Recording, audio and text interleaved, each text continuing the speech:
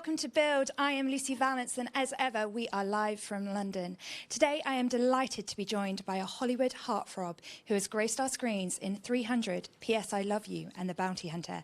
But before we chat to him, let's take a look at the trailer for the newest addition to the incredible Fallen series, Angel Has Fallen. The White House has fallen.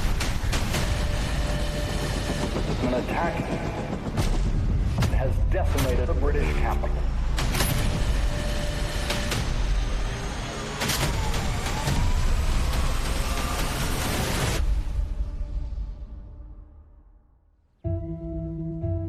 I made some breakfast. You want some? Oh, no, babe, I gotta go. I'll stay safe. I promise. You must really like fishing, Mr. President. It's cold out here. Sorry. Anything to get out of D.C. for a while. What is that? Are they bats?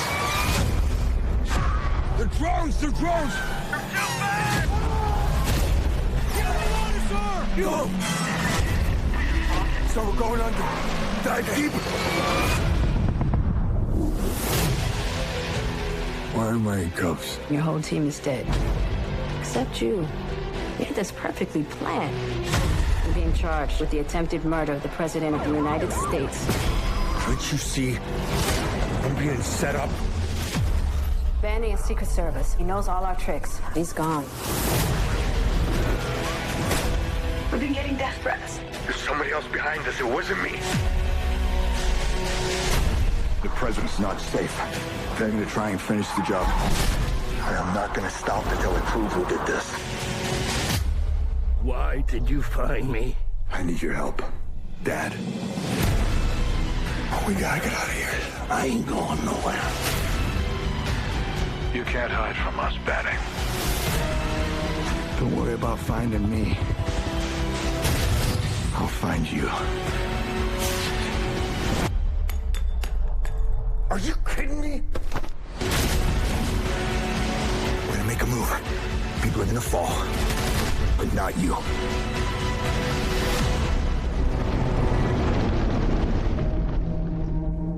Here to tell us more, please welcome Mr. Gerard Butler.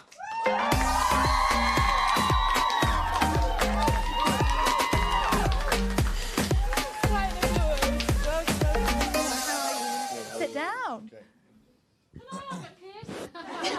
Where are you? Just give me a minute. Oh dear. Wow. Okay, I hope my mum isn't watching this. Gerard, what a way to start. Hey? I know. Was it just a little peck, or did we full out snog? Oh my God, I'm such a bad boy. I'm such a bad boy.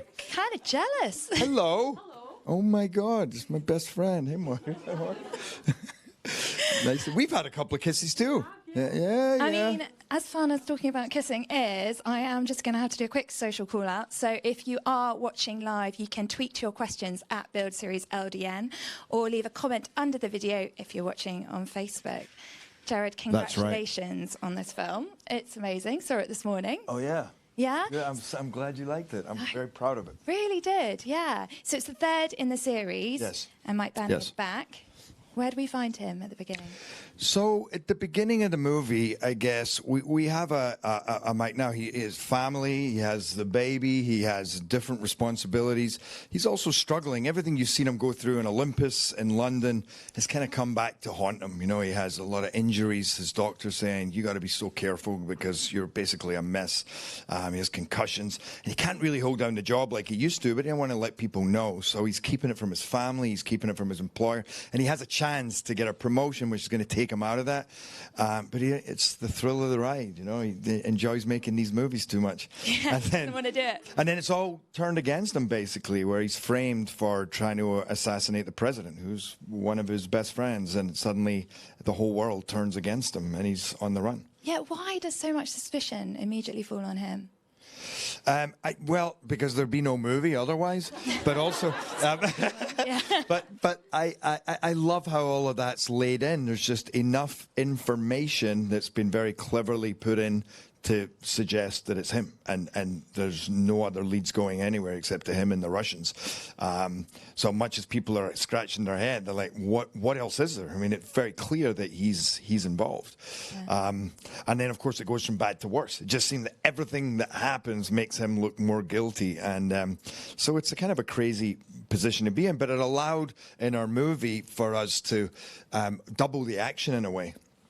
Because now he's not just fighting the bad guys, he's fighting the good guys as well. Yeah. And he's trying to get to the bottom of it, but he can't just turn up and say, hey, good guys, can I just explain what's going on? So he has to kind of find his way in his own path, which takes him all over the place. And you've played him for 8 years now, would you say? Yeah, I guess. How well do you feel you know him? Pretty well. I know his shoe size. I know his little phobias. I know his strong points. And I have to say, I kind of love this guy. And I feel we've had different iterations of him. In each movie, you see a different side to Mike Banning. But without a doubt, this is, even though I think it still has all the action, but it's without a doubt the most emotional and personal of the stories where, his dad, who's Nick Nolte, comes into play, and even Morgan Freeman is kind of a father figure, and Piper Perabo playing my wife. The family is so much more detailed and rich, and then you just get sucked into this world and see all the kind of the challenges that he has to go through. He feels like your archetypal hero in so many ways. Mm-hmm. He makes great decisions, even though he's taking huge risks. Right. Have you found any chinks in his armour? Have you seen moments where you thought maybe he didn't deal with that quite the right way? Well, by the way, that's what this movie is. It was, when we decided to turn this... this idea of the fugitive that we came up with this movie seemed to take it in a different direction and show what if this guy has chinks in his armor and in actual fact is really struggling physically and emotionally and can't quite get his head around it because he's been a very powerful, successful guy in his life, and it's hard. You can't always fight terrorists. Sometimes you just got to do the day-to-day job. That's what he's struggling with because he's having concussions and dizzy spells and pain, and so there's some really interesting themes of addiction, of secrets, family, of trust, of loyalty, as well as a lot of kind of current themes from the global kind of geopolitical world today, election tampering, etc. This fake news idea, that we touch on without being too on the nose, but it's in it enough to pull you into the present. Isn't that right? Yes. Yeah, thank you. Agreed by the audience. I love it. I need backup. I'm totally insecure. I feel like the weight of the injustice, is heavy on his shoulders. How do you think he copes with that pressure? Well, that's a really good question because I used to always talk to the director about that, the hurt and the pain of those that you've laid down your life for or been willing to and gone through so much to help that then turn around at the first hint of evidence and say, you did this unfathomable, this ridiculous thing. That thing. And to think that they've all turned against me and that the nation has turned against me, I think was an interesting thing to take through with him. But at the end of the day, he's a tenacious mofo, and you can swear, by the way. What's that? You can swear. Oh, okay. He's a I can't swear what I was going to say. He's very tenacious, which is by the way, one of the things that I love about him the most, is that whether he goes about things the right way, because he doesn't always get it right, but he's always there trying. And that's kind of what this movie is, whether you're a soldier, whether you're a policeman, whether you're a teacher, it's about, end of the day, life is tough, situation's tough. Sometimes your work kills you, sometimes your family kills you, but you just got to keep going. And that's what he does. He goes, I'm not giving up, I'm just going to keep fighting. So I love that when you get down to the essence of that there's always a kind of, like you say, an archetypal kind of inspirational story in there that appeals to every man universally, not just, you don't just have to be the president's right-hand man, Secret Service like I am, No big deal. As you mentioned, he has this possibility of retiring to a more desk-centred job, which would be a lot safer and more sensible given that he has a baby daughter at home.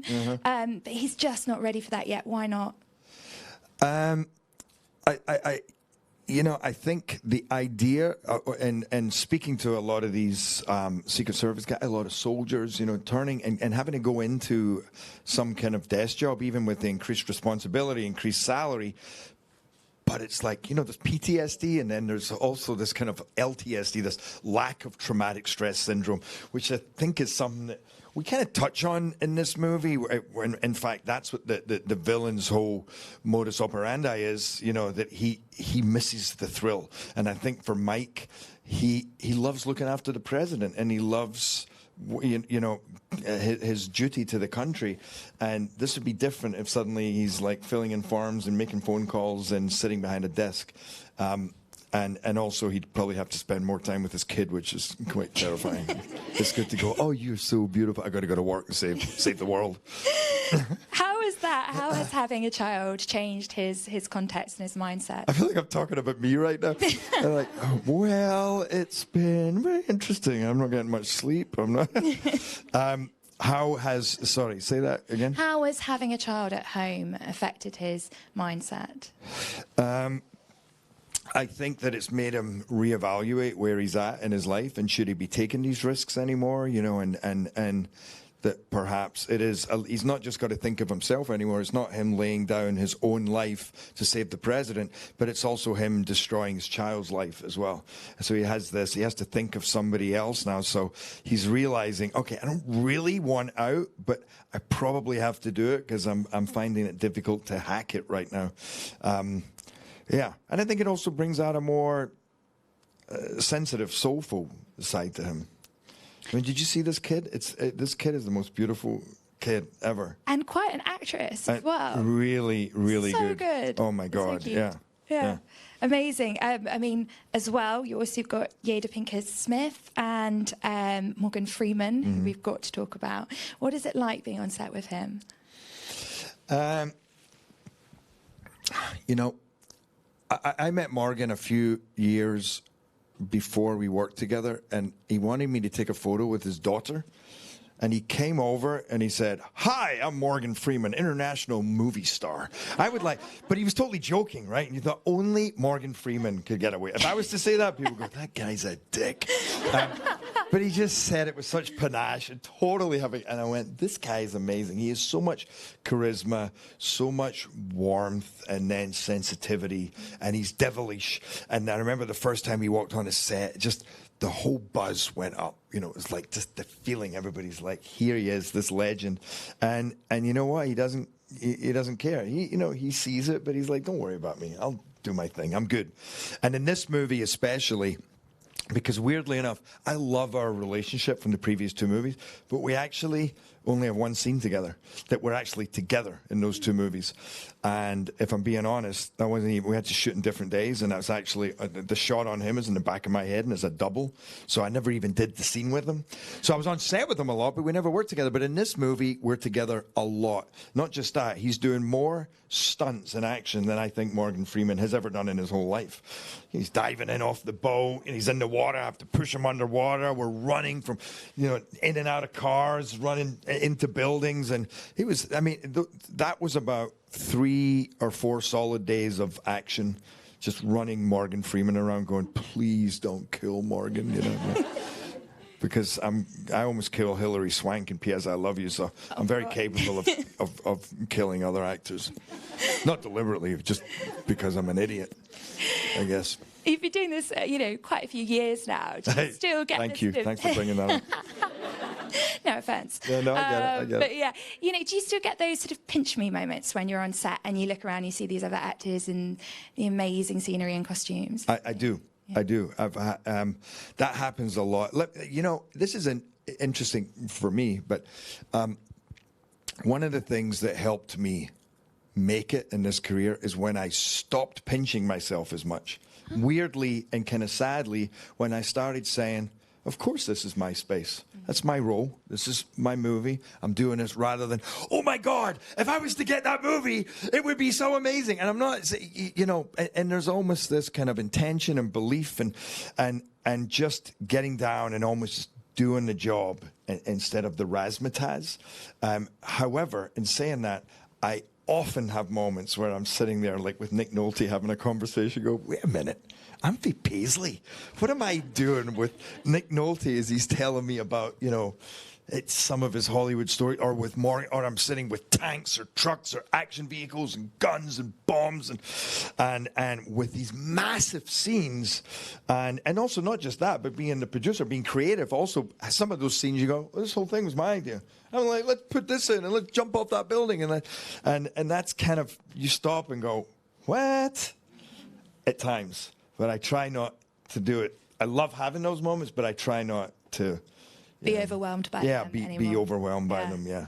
Well, we are getting a lot of love for you on social media. We've got a question. Is that why you keep looking down? That's it, it's coming in. Every time you Coming ask a question, you're like looking at your legs. I'm like, who's talking to me? Yeah, Stuart on Twitter. Stuart! He wants to know, what was your favourite part of filming Angel Has Fallen? BTW, all your fans at GB Girls fan site cannot wait to see this movie. Cheers, smiley face. Oh, that's sweet. That's great. I've been so lucky with the likes of this lady over here supporting me. Like, I mean, how many shows have you been to that? Oh, I've lost count. All over the world. I'll see you in LA. Well. I mean, it's truly amazing, and don't think I don't appreciate it 1,000,000%. But yeah, so what was it? My favorite scene? Favorite part of filming Angel Has Fallen. What is my there's so many lovely moments in this movie. The drone scene at the beginning is mind-blowing, and actually, when you watch that in the cinema, I saw it last night for the first time with the full effects and the full sound, and literally my hair was standing on end. I had goosebumps. It was very, very powerful. And then there's also powerful emotional moments, like my relationship with Nick Nolte. Our scenes together, I think, for me, are my favorite in the movie, because they're interesting, fascinating ideas, so emotional between father and son, a father who abandoned a son who's lost, son who's kind of lost as well, and funny as fuck, right? They're like, just the hilarity between him and I just comes out of nowhere. It's brilliant. It's and it so crazy. Provides the relief I feel you need from all the loud bangs. I couldn't agree more. Yeah. Another social question. We've got Ellen Bishop on Twitter asking, what was the most embarrassing thing that happened to you on set? On Angel? Mm-hmm. Or any set. Any set. Let me think. Embarrassing. Okay. So on London Has Fallen, who said that, by the way? Oh, I love this. Wow. So in the audience and on social media. Any other questions you have? He can look right at you. So I remember on London Has Fallen, I was on my way to work. We were shooting in London, and my driver said, "Yo, Joe, they're shooting second unit tonight, just down the road." And I'm like, "Oh, that's cool." You know what? Because I was working a lot with second unit, because I'm very, very involved with that movie. And I go, "I'm going to pop in and say hello." So I stop in and I pass the policeman, who give me this look, but not quite as friendly as I thought they'd be. They're more like, "All right." And then I pass a couple of other people that I don't recognize, and I'm like, "Hey there," and they're like, "Hey." I'm going, God, I don't recognize anybody from second unit, and they're not that friendly either.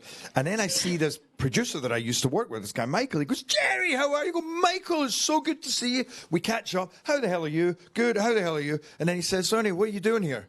I'm like, "I'm here for second unit." And he's like, "This is the Bond set." And I turned up on the Bond set and gone straight onto set, walked past everybody, and just was like, "I'm Jerry Butler, and I want to be Bond." And I'm friends with Barbara Broccoli, the producer, so she quickly got in touch going, oh yeah, hijacking my set. But anyway, that was quite embarrassing, like trying to make my way back out and pretend that I knew what was happening. I'm like, anyway, Michael, it was so good to pay you a visit. I'm just going to go to